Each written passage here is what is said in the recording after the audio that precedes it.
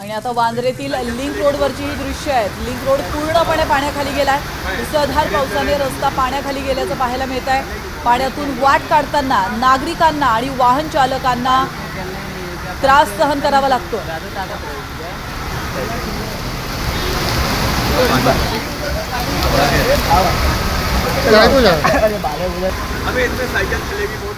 आणि आता वांद्रेतील लिंक रोडवरची ही दृश्य आहेत. लिंक रोड पूर्णपणे पाण्याखाली गेलाय. मुसळधार पावसाने रस्ता पाण्याखाली गेल्याचं पाहायला मिळत आहे. पाण्यातून वाट काढताना नागरिकांना आणि वाहन चालकांना त्रास सहन करावा लागतो.